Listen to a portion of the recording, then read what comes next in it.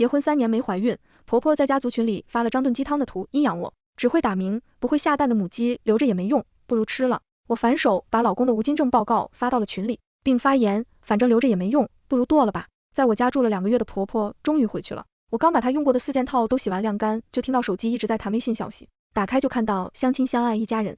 这群突然有40多条消息，还全是语音的，我懒得一个个听，随意往上翻了翻，发现话题的由头是婆婆在群里发了一张炖鸡汤的图，然后下面跟着一句语音，哎，我今天买家那个只会打鸣不会下蛋的母鸡给炖了3年了，一个蛋没下，不如吃了。小姨在下面跟着捧臭脚姐做的对，省得站着鸡窝不下蛋。婆婆又来一句，这老母鸡活着不下蛋，死了还塞牙，真晦气。大姨也跟着道，老妹别生气，到时候咱养新的。二舅妈也起哄拿得起，放得下大拇指。听着他们的阴阳怪气的语气，我就知道这是冲我来的。我和李明翰是大学同学，毕业2年后就结婚了，但结婚3年却一直没有怀孕，公婆那边催得很急。婆婆对我的态度更是360度大转弯，脸色是一天比一天难看，语言也一天比一天恶毒。2个月前更是没摆声招呼，提着一个蛇皮袋就来我家了，美其名曰监督我们，但其实他是冲着我来的。他不准我吃零食，不准我喝饮料，不准我化妆，却没有让他儿子戒烟戒酒。他把我那些舒适无痕的内衣裤全扔了，为了增进夫妻趣味，全都给我换成了他地摊买的红色蕾丝款。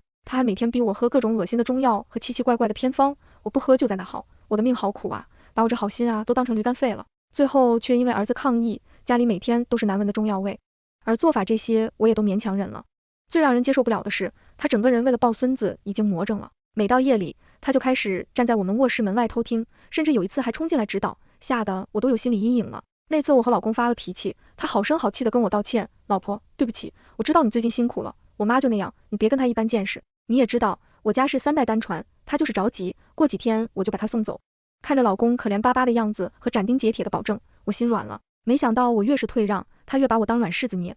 那天我刚上完厕所出来，就听到婆婆拉着老公说着超大声的悄悄话，儿啊，我听说城里人都开放，你说他是不是年轻的时候拔太多姿态生不了了，要不然他家能啥都不要的嫁到咱家吗？听到这话我都要气笑了。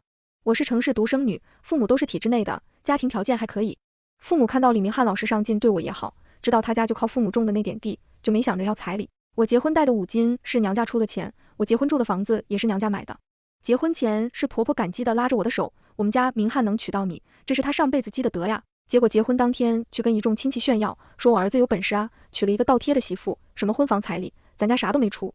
当时这话我就不太舒服了，没想到今天迎来了个更过分的版本。我没再忍让妈，你也知道我们结婚你们家什么也没出，这房子是我家的，你今天这话让我很不舒服，现在我请你离开什么你家的，这是我儿子家，我住我儿子家，天经地义，天王老子来都管不了我。再说了，这些年你天天吃我儿子睡我儿子的，我跟你算账吗？我懒得和这种不讲理的人掰扯，直接和李明翰下最后通牒，2个选择，1，今天把你妈送走，2，今天你跟你妈一起走，看我这回完全没有商量的余地。李明翰点头答应了，婆婆气不过，又拿儿子没办法，结果晚上回家就开始在家族群里阴阳我没有和他在群里撕破脸皮，他没指名道姓，我也没必要找骂，但就这个问题，我必须要和李明翰谈谈。我可以不管婆婆的发疯，但我必须知道她的态度。所以他刚回卧室，我就一脸严肃的和他说，老公，你看到微信了吗？啊，没有啊，怎么了？我知道他在装傻，毕竟最近以来他每天手机都不离身的，又怎么会看不到呢？无非是想大事化了，但这不是可以糊弄过去的事。老公，你妈今天的所作所为真的是太够分了，而且你没……当我说完，李明翰突然不耐烦道，你差不多行了呀，你不满意我他妈还不满意呢，你天天你家的是房子是你家买的，但现在这个家谁在赚钱你不知道吗？今天你给我面子了吗？我听傻了，你妈说我打了太多次胎，所以生不了，你不仅不帮我说话，还让我给你面子，那我妈说的也有一定道理。李明翰，星号，没有良心，我第一次都给了你，你竟然说这种话。老婆，对不起，我今天也是情绪不好，我不是这个意思，明天必须去医院检查，我倒要看看到底是谁有问题。本以为我们会就此彻夜长谈，没想到最后不欢而散。第2天是做检查的日子，其实之前我也提过很多次，但他却说我一个大男人检查什么都没面子啊。婆婆听了更是拦着我，没听说不生孩子是谁家老爷们有问题，要不是这次我被气到了，态度坚决，还不知道要猴年马月才能查上。好不容易检查完，李明翰就说公司有事，急匆匆的走了，我独自留下等待结果。当我接过医生的体检报告，看到上面明晃晃的无精症3个字时，我腿一软，差点摔倒。我一直以为还没宝宝是缘分没到，哪想到是精子没到，我感觉天都塌了，不知道该怎么办，更不知道该怎么和李明翰说。我怀着满满的心事，一路从医院走到了李明翰公司门口。等我终于快走到的时候，我看到李明翰和一个小姑娘一边拥吻一边往我家的车里钻。我突然意识到天确实塌了，但我不用再傻傻的站在下面，等着厄运来袭了。其实我是可以跑的。晚上11点多，李明翰回来了。其实以往他也经常这些时间回家，但我的第一反应却是心疼他工作辛苦，丝毫没有多想。我以为我们从校服到婚纱，感情很牢固，我以为他老实本分，不会有花花心肠，现在才知道什么叫心疼男人倒霉一辈子，我还没想好该怎么面对，所以假装睡了1个小时后，当他的呼噜声响起，我用他的指纹偷偷开了他手机，结果微信看起来没有任何异常。我的对话是被唯一置顶的，剩下的都是工作群和一些美食公众号。我想了想，尝试性点了一下切换账号，结果证实了网上那句话，没人能从老公手机里笑着走出来。我看到他管一个粉色兔子头像的女生叫宝贝和小三，提起我则是家里的星号。情人节他给小三赚了1314，而那天我记得他只送我一支有点蔫的玫瑰。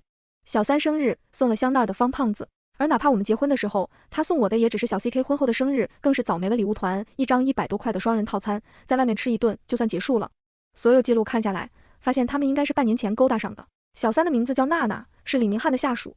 在李明翰的描述中，我是一个不孕不育、脾气暴躁、好吃懒做的星号，但念着当年的美好，他一直没有忍心离婚。小姑娘听了直呼，翰哥，你真是个好男人，要一直忍受这样一个人。而我看到这里，眼里一阵酸涩。我当年在学校也是很有人气的，有很多人追李明翰，算是其中最不起眼，但却是最执着的。他每天都会早早起来，然后等在宿舍楼下，给来不及买早饭的我送上热乎乎的包子和豆浆。他就这样坚持了1年。1年后，我点头答应了。我还记得他因为激动流下的眼泪，短短7年，物是人非。我不知道到底是他变了，还是其实他从来都是如此，只是当年没有更好的选择。但不管是哪种，我都绝对不会原谅。我忍着恶心，掏出手机开始拍照，保留证据。躺回到床上，我睁着眼开始想接下来的对策。既然你敢在我头上种青草，那我就还你一片大森林。因为我在他们的记录中看到一个重要的信息，小三怀孕3个月了。我辞职了，我决定在离婚之前不为这个家庭赚一分钱，全花他的。我要带薪考研。其实大4那会儿我就要考的，但是被李明翰拦下了，因为他家无力再支撑他多2年了，而且他也要尽快上班赚钱补贴家里，而不管是我家还是我，条件都是优于他的，所以他不想我在学历上也高他一筹，他觉得他大男人的自尊受不了。当时的我纯纯恋爱呢，还真的被他哄住了，觉得他特别爷们。结果毕业的时候，因为我是文科，又没有工作经验，只能在一家小广告公司做文案。虽然后来也想过跳槽，但面试了几次，人家听到我已婚未育，都婉拒了。而他是计算机专业的，又赶上互联网的风口，工资节节走高，所以他的腰杆子也一天比一天挺直。以前他的工资是都交给我的，后来他借口我格局小，不会理财，每个月只给我5000生活费。我星号，寻思他赚钱不容易，要替家里攒点，就这每月还能攒下个2000块，现在攒个屁之前，我要全花在自己身上。我买了一台最新款的电脑，给自己报了考研补习班，现在每天上午上课，下午去图书馆，晚上也不做饭，直接在外面吃一口，仿佛回到了读书时代。每天奔着一个目标奔跑，简单而美好，日子就这样一天一天的过。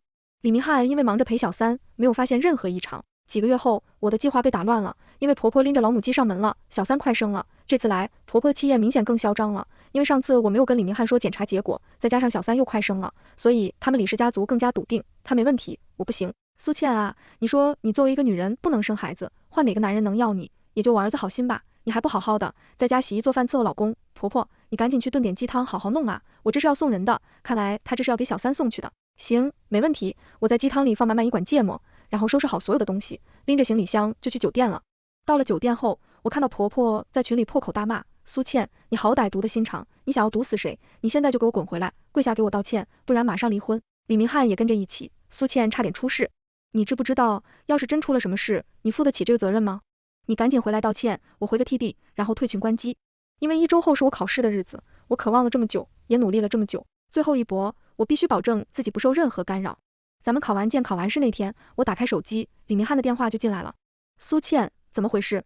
中介突然来咱们家说你要卖房，你疯了？是不是这么大的事情你都不跟我商量？谁允许你卖的？准确来说，我不是要卖房，而是已经卖了。合同上签的日期是后天，所以你和你妈还有1天的时间收拾东西，星号。另外，你不是说我总说我家的吗？这么说你都没记住，房子是我家的买卖，都和你无关。再有离婚协议书，我已经让闪送到你公司了，签一下吧。不是老婆为啥呀？就因为我妈说了几句，你要闹到离婚，我笑了，一起送到你手上的。还有你和林娜娜的聊天记录、转账记录，你们一起去产检的照片，还有行车记录仪上你们在车上的音频。你要是不想闹得人尽皆知，就赶紧签字。我们财务状况也比较简单，我找律师咨询过了，正常离婚是共同财产平分，但你是出轨，所以我可以拿到大部分不是老婆。你听我说，是林娜娜，那个女人看我事业有成先引诱的我这只是逢场作戏，我只爱你一个人，我不能离开你，你是不能离开我的钱和我的房吧。李明翰，别让我更看不起你，我告诉你，现在的通话我在录音，你要是不想我把这音频发给林娜娜，让你两头都捞不着的话，咱就赶紧了断。一口气说完，我就挂了电话，带着行李去了父母家。在妈妈打开家门的一瞬间，这几个月来我一直苦苦撑着的一口气瞬间瓦解了。看到我拎着行李箱站在门口嗷嗷大哭，我妈吓得赶紧问道，这是怎么了？吵架了？我爸也从厨房拎着菜刀就出来了，那小子欺负你了，你放心，爸给你报仇。看着他们着急的样子，我更恨了。父母省吃俭用，一辈子供我长大，供我上学，最后还要供我结婚，现在竟然还要他们跟着我操心。我如实和他们讲了这一切和我的计划。妈妈听完拍了拍我的手，感慨说道，这也算是不幸中的万幸了，要是他没出轨，你也不会因此狠心离婚。我听说这种情况都得做试管，女孩子做这个可遭罪了。我网上看到过那么老长的针药扎到肚子里，而且能不能顺利生下来还不一定。哎，总之啊，这都是咱们女人在遭的，现在你及时解脱也是好事。听了妈妈的安慰，我的心情也好了一点。正当这时，我的电话响了，是个陌生号码，刚按了接听，婆婆蛮不讲理的声音就进来了。苏倩，你要是想挽回这段婚姻，也不是没有办法，你不能给我们老李家传宗接代，但可以让明翰把外面的孩子过继给你，只要你把房子改成我儿子的名字，我这个婆婆可以做主保你正式的地位，以后你就在家专心伺候孩子。你学历比孩子妈强，我大孙子给你辅导，我也能放心点。女人本来过了25就不值钱了，你还是个不能生的，你再打着灯笼也找不到像我们明翰这么优秀的了，别拿瞧了，给你台阶就下吧。说着还微信发我一张她金森光腚的照片。此刻我强烈怀疑我婆婆不对钱，婆婆脑子有病，不然总不能是大亲王了。这是唯独没通知她吧？我激情开麦，你可真是屎壳郎，戴面具，星号星号星号星号，就你家这3代贫农穷家破院的，还正是乡下自建房2室1厅的事啊，还传宗接代，怎么这代代传废物啊？另外，我想问下，你是站过街吗？不然怎么那么清楚，女人25岁之后就不值钱了？我想问问，这么了解行情的你，我年纪轻轻就不值钱的话，那你岂不是老奸货？行了，你赶紧退下吧，我怕耽误你时间，毕竟你现在还有更重要的事情要做，你得赶紧收拾东西，星号星号啊！一口气骂完，感觉整个人神清气爽，结果转头就看到父母目瞪口呆的表情，我突然有点不好意思，没想到他们直接竖了大拇指，骂得好到了和买家约定交房那天，他们果然死活赖着没搬，我直接报警了，理由是非法侵占。不一会儿，我就在小区群里看到李明翰和他妈2人的破烂，把车道堵得死死的。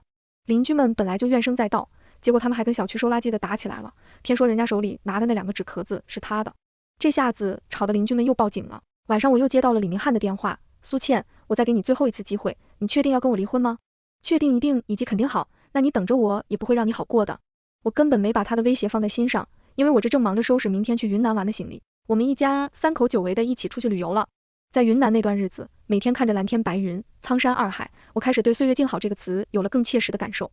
我感觉我每天都从上一段失败的婚姻中走出了一点点，但有的人偏偏不让你如愿再回来。上海的第一天，我爸就接到了纪检委的电话，因为李明翰实名投诉我爸贪污受贿。李明翰的投诉，信上说我父母只是普通的科长，只凭工资是买不起上海600万的房的，并且逢年过节我家总是有别人送的礼品，所以他怀疑我家的钱来路不正。爸爸被调查了1周，那1周我家被查个底朝天，每天都有人进进出出，妈妈更是因为又气又急，病倒了我一边配合调查，一边照顾妈妈，整个人也是心力交瘁。1周后事实查清，我爸没有任何违章乱纪行为，工作也恢复了正常。李明翰不知道的是，其实从有股票那年开始，我爸就开始炒股了。买房子的钱一部分是股票收益，一部分是父母攒了一辈子的老本。至于成箱的礼品，那是每次我们回家，父母都会早早备上最好的水果和烟酒，怕我们不好意思才说的都是别人送的，你们走也拿点回去。没想到这样尽心尽力的结果换来的是这样的背刺。没想到我爸一生清正廉洁，临到快退休了，还让他受到这么大的牵连。我觉得我对李明翰还是仁慈了，仅仅是让他星号还不够，我要以牙还牙，以眼还眼。因为李明翰迟迟没有签离婚协议，我直接把我手头上的证据都递上去起诉了。审判的结果很快下来了，因为他婚内出轨，我们夫妻共有的50万资产我可以分到70%，他的出轨专用车也是夫妻共有资产，我放弃了所有权，选择要补偿。哦，对，还有他送林娜娜的香奈也被我追回了，我拿去卖了2手，最后总共拿到了40多万人民币，再加上运气好，之前的房子卖了900万，正好卖个高点，所以我现在是个小富婆，而他则是个星号了。拿到离婚证的那一刻，我立刻拍照发给了林娜娜。这个林娜娜其实3个月前就找上我了，她不知道从哪里加上我的微信，耀武扬威的发给我了一张他们的亲密照和一张怀孕报告单，可以说是主动给我送证据。她跟我说，我们有孩子了，你别耽误他了，你们勉强在一起也不会幸福的。我知道她很急，因为就我找人调查的结果来看，那孩子应该是她前男友的，而他才是前面打了太多姿态不敢再打了的人，所以他迫切需要找到一个接盘侠。过去几个月也不知道李明翰是用什么方法稳住对方，拖着不离婚娶带着肚子的他的，但现在他应该稳不住了。没过多久他们就结婚了，因为我刷到了李明翰表妹的朋友圈，头一次见孩子满月和婚礼，隔1个月半收2分钱的还是二婚，结了就好。当晚我就把李明翰的20多位亲家人们都拉到了一个群里，我刚把群名改成绿巨人家族，就被李明翰他妈抢占了先机。他往群里甩了一张全家福，李明翰一手抱着孩子，一手搂着小三，3个人3模样，在破旧杂乱的出租屋里蓬头垢面的坚强微笑。不知道的还以为是某低筹的配图，但婆婆不一样，她带了800层滤镜，看我儿英俊潇洒，看我家幸福美满，看某人念念不忘。我回到李明翰确实英俊潇洒，尤其那顶绿帽子更显时尚，3个大拇指。回归正题，今天我们大家之所以欢聚在这里，是因为您的一句话，曾经您说只会打鸣不会下蛋的母鸡留着也没用，不如吃了。我觉得特别对，我反手把李明翰的无精正报告发到了群里，那依宁看留着也没用，不如剁了吧。群里炸了，小姨怒道，疯娘们胡说八道什么呢？大姑也跟着道，苏倩别闹了，我知道你是不甘心，人家明翰现在孩子都这么大了，你造着谣太没品了，二舅也跟着男人的，这是你能开得起的玩笑吗？我知道他们不信，于是发了第2波素材，我的身体检查报告，以及林娜娜和前男友的亲密照。这次群里明显沉默了，这时李明翰跳出来了，苏倩你别胡搅蛮缠了，那是谁的种，我自己还不清楚吗？就是那孩子特别聪明，一看就是随了我们家明翰。李明翰他妈也赶紧跟着解释道，好的，第3波素材闪亮登场，这次是前男友和这孩子的对比照，那孩子长得跟那位前男友可以说是一模一样，人家是借腹生子，你是借精生子，3个大拇指。说完，我还贴心的附带了一个亲子鉴定机构的地址。群里再次沉默了。5分钟后，李明翰他妈发话了，赶紧把这个婆娘踢出去，别让她在这撒泼。老妹，这群不是我拉低姐，这咋踢不了呢？看他们着急的样子，我忍不住得意的回道，不好意思，本人才是尊贵的群主，谁也别想踢我哈。而且我们大家好不容易聚在一起，不趁机多唠唠吗？落你个头，家人们咱们一起退群，看他跟谁唠去。这话一出，就是他不懂人性了，这么天大的热闹，谁能不看啊？果然无一人退出，于是我继续，虽然李明翰不能生育，但老李家的珍贵血脉可不能断啊，您二老可需要努力了。爱特花开富贵，爱闲云野鹤，这不用我教吧？性感内衣啊，求子偏方啊，都安排上。苏倩，亏你还是大学生，怎么能对长辈说出这种大逆不道的话？不好意思啊，我不是大学生，因为我现在是研究生了。话说回来呢，要是实在不行，你们也别太上火了。听说过优胜劣汰这个词？不，咱要尊重大自然规律哈。人类一小步，世界一大步，为我们将来的社会能少个败类而干杯，为李明翰不孕不育儿孙满堂而干杯。怎么没人响应呢？我最烦没有礼貌的人了。算了算了，退群你们什么档次，不配跟我一个群。第2天，李明翰就带着孩子去做亲子鉴定了，结果出来后，他妈当场就晕过去了。醒来第一件事就是揪着林娜娜的头发，开始狂扇她嘴巴。李明翰也没客气，直接递了离婚协议书，并要求她退还10万块的彩礼，以及额外给李明翰5万块的精神损失费。但林娜娜哪里有这钱，她是个伏地魔，彩礼钱早就拿给弟弟买房了，这些年的工资也都填补家里了。2个人因为钱的事情闹得不可开交，这个林娜娜也是狠人，一不做二不休，竟然把他们的事情直接捅到公司里去了。李明翰本来正在升职的档口，因为这事既没升上职，也没拿到期权，只能继续做底层，每天加班写代码，赚的那点工资既要付房租，又要请律师打离婚官司，日子过得很是艰难。这些我是怎么知道的呢？这些是李明翰在某一天深夜喝醉后打电话亲自跟我说的，因为他竟然想要和我复婚。他模仿着电影，自以为深情地说，苏倩，不如我们从头来过。我的鸡皮疙瘩顿时起来了，干啥呀？这是杀人不过头点地。他继续深沉道，我知道你也忘不了我。我在电话那头翻了好大一个白眼，隐形眼镜都差点掉出来。我确实忘不了你，毕竟一看到路边的垃圾桶就会想起你看他在一起7年的份上。我最后给你一个建议，家里没有镜子，总有尿吧。然后我彻底的拉黑了这个人。后来我还是陆陆续续听到了李明翰家的故事，是李明翰的表妹和我说的。当年家族群一战，让他彻底成了我的头号迷妹。他说李明翰再次离婚后，他妈就回乡下了，因为想着和他爸再生一个，吃了不少偏方，肚子没有一点动静不说，倒是把身体给吃坏了。以前骂人，方圆几百米都能听到，现在说几句话就气喘吁吁的他爸更是现实，竟然开始疯狂给村里的寡妇献殷勤，结果被人家指着鼻子骂，老逼登离我远点，这身上一股死味。而且李明翰不能生育，这事也在村里传开了，至于是谁传的呢？表妹分析家族群内部有敌人，毕竟李明翰他妈这些年仗着生个儿子明理，暗里没少嘲笑这些亲戚，现在就不给人家送机会了。他们老两口受不了这通的心思，就想着去投奔李明翰了。结果李明翰是个不争气的，因为不能生还，被星号，自尊大大受挫。为了找回男性的尊严和面子，他居然开始出去找了，然后赶上扫黄，当场就被警察叔叔逮了，拘留15天。公司知道后，第一时间把他开除了。现在他们一家3口就靠着这一点赔偿金生活。听说3口人每天掐架，他爸怪他妈生出半个残废，他怪他妈拆散了他的婚姻，至于他妈好像就只会怪命。他妈本来身体就不行了，现在不仅要带病伺候这2个祖宗，还要担下这一切，因此病得更厉害了。听到这些的时候，我不禁感慨，只能说可怜之人必有可恨之处吧。而此时的我已经在读研究生了，是复旦大学的新闻传播学。我终于在28岁那年的秋天，开启了曾经默默幻想过的生活，每天住宿舍吃食堂学本领，下课后和舍友一起逛街，周末回家陪父母，寒暑假和朋友一起到处旅行。我才发现一个人的日子原来这么精彩。我对结婚生子的事情也不再执着了，因为那根本不是人生的必修课，幸福才是全文完结。